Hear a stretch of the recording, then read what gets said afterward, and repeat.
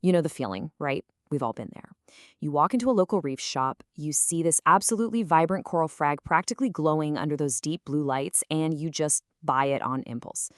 But as we're going to see in today's explainer, relying on hope is honestly just not a great strategy for your tank. So today, we're going to fundamentally shift how we select corals by doing what I like to call an ecosystem audit. Think about the stakes here for a second. The source material really hits the nail on the head with this quote. Corals don't adjust the way hardy aquarium fish do. I mean, if you bring home a clownfish, that little guy has an incredible biological capacity to adapt to slight variations in your water. Corals, they simply don't have that luxury. You literally can't force a coral to live on your terms. You have to provide its terms. So here is our roadmap for the explainer. We're going to treat this as a step-by-step ecosystem audit based on 6 distinct pillars. We'll be looking at the coral mindset, matching light to depth, mapping water flow, chemistry and stability, balancing nutrients, and finally, managing the long-term reef. Okay, let's jump right into step 1, the coral mindset, where we need to move way beyond just aesthetics. Look, the absolute fastest path to a thriving reef isn't dropping cash on the most expensive high-tech gear. It's actually taking a really honest look at what your tank can reliably provide right now. If your system is, say, still maturing, the secret is to prioritize corals that are known for their tolerance.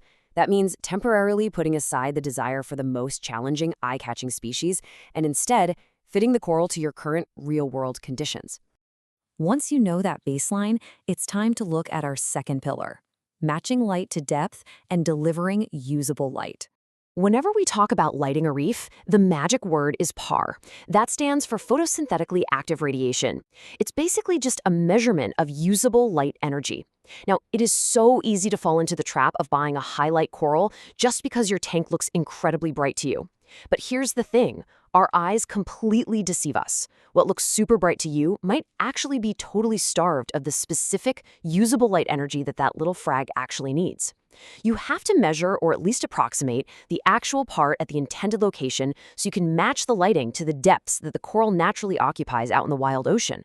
And because of this, you really can't generalize. You can't just look at your tank and say, well, I bought an SPS coral, so boom, it goes at the very top of the rockwork. Even within the exact same category of corals, light demand varies wildly based on exactly where they naturally grew on the reef. So you've got to carefully match your LED wattage, the physical placement in your tank, and the overall spread of your light to those specific depth requirements. Beyond just the light, we've got to look at movement. That's pillar 3, mapping your water flow to prevent dead spots.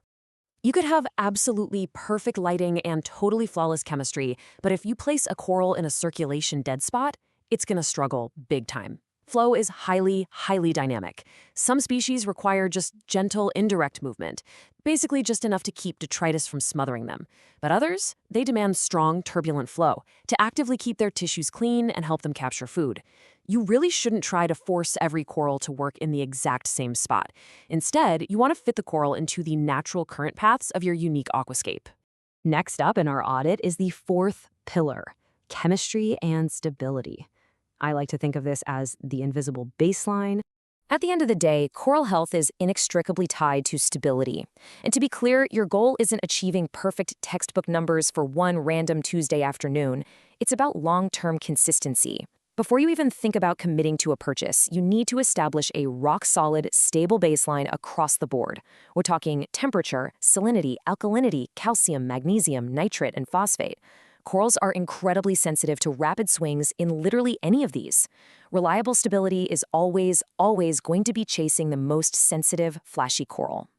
Which rolls us perfectly into pillar 5, balancing nutrients. This is basically walking a chemical tightrope. Many of the corals we keep depend heavily on a perfectly balanced nutrient environment. And man, you can easily fall off this tightrope on either side. On one hand, you have ultra-low nutrients. If you're running a massive skimmer or super aggressive filtration, your tank might actually be trending too clean. And that can literally starve certain corals. But then, on the flip side, you have nutrient excess. If your nutrients are constantly running high, you're going to fuel intense algae competition. And that chemical stress, it can completely overwhelm newly added sensitive species before they even have a chance to settle in. So to manage those nutrients effectively, you've got to know exactly what kind of coral you're dealing with. For photosynthetic corals, hitting that balance of light and dissolved nutrients is pure survival. But for heterotrophic corals, the ones that actively consume external food, your target feeding schedules matter immensely.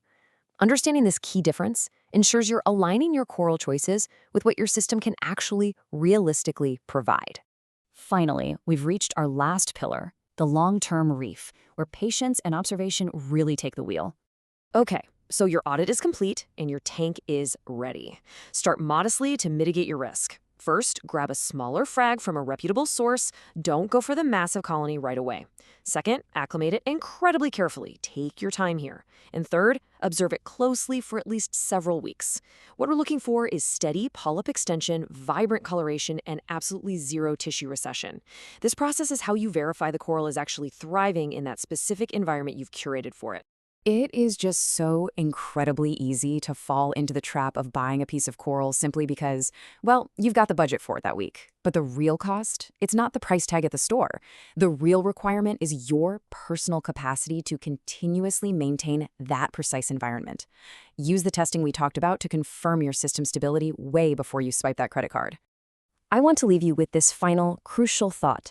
Are you planning for your coral's next few days, or its next few months, or even years?